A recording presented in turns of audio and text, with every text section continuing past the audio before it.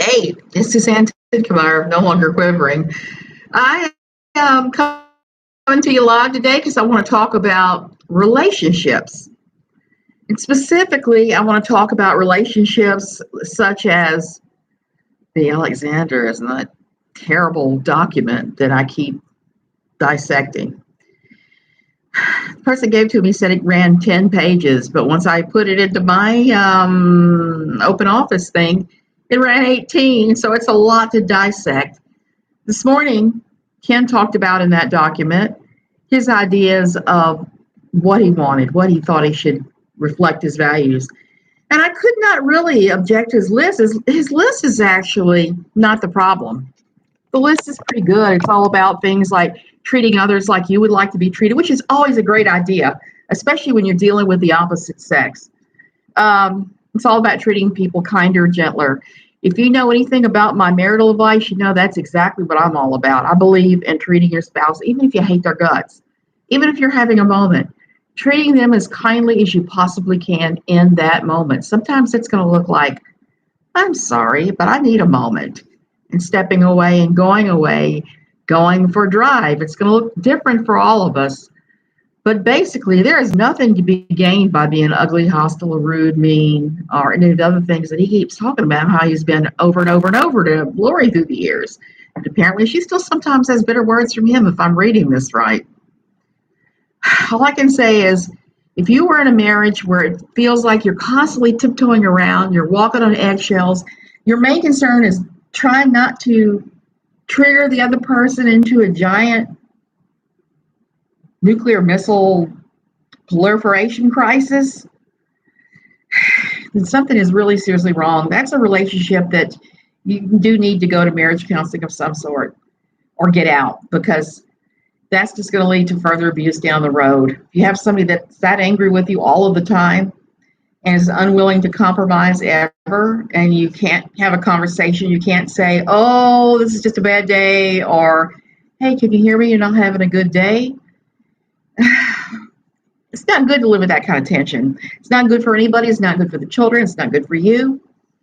It's all kinds of crazy and leads to many different things. I mean, we've seen what's happened with Lori and Ken and some of their places they strayed to. And I would say that Ken still has his issues. It's pretty obvious.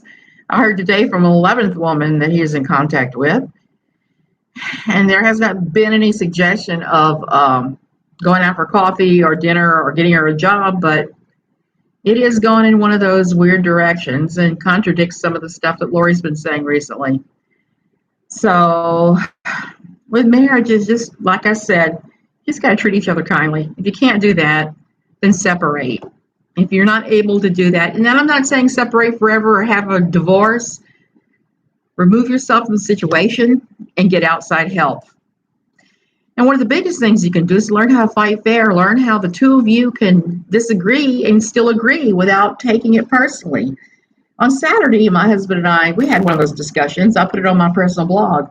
I want to give some money to the food bank here because here in Costa Rica, there's been extreme poverty. There's been very hungry people. I'm seeing more and more people begging. Yesterday, I was giving out everything in my purse because people were coming to me begging for money. And I hate seeing that, but I know that's the reality of a place that's tourist dollar driven when all the tourists are gone. It needs to happen. So anyway, we're having this conversation and I'm telling him, hey, I think we need to give X amount of dollars to the food bank. And he's coming back at me with some discussions about from his men's Bible group, not our church one, but some random one that he's hooked up with. They've had some discussions like that, and they keep saying, oh, well, we can't do it as long as these people are likely not to work ever again. They're going to just keep taking the dough and sitting around and eating on our dime. And knowing who the guys in this group are, and I started telling my husband, I was like, that is pure white, middle class, upper class entitlement you're talking about here. You're not talking about anything that's based in reality. So we were able to have that discussion. It wasn't super unfriendly.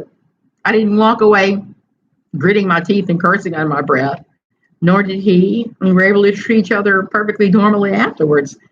And that's really the secret. You have to find a way to talk to each other that's not demeaning about those things that you don't agree with. them on, because clearly I'm never going to agree with him on this. But at the same time, he realized that what I was saying was true too, and the food bank needs more money. So we're going to make the contribution here very shortly. Wow, the asthma's starting to get bad. Anyway, that was the secret of it. Tell the truth in a kind way. Don't fling around insults. Don't be sarcastic. And you know me, I love sarcasm. And just be kind to each other. If you can do that, you can get to the end of that argument and nobody is harmed. Everybody's happy and you work something out. Usually it's the person that feels the strongest about the situation that ends up getting their way, which is not necessarily a bad thing. Not at all. The secret is, just like I said, you just have to work with each other. And that's what I think that Lori and Ken are still missing in this thing. Okay, the other thing I need to talk about is a couple other things. There's this guy that is all over Lori Alexander's comments. He goes by the name Montesquieu. I don't know how to pronounce it. His real name, he's gone by a ton of names online. I could list the whole long list of them. His real name is Ryan Masano. He's in California, not too far from Ken and Lori. He has been physically removed several times from city council meetings. He lost his insurance company when he started witnessing to people pretty hard. They pulled his book in a hurry and he had to close his business. He's all kinds of failed, but mostly he's one of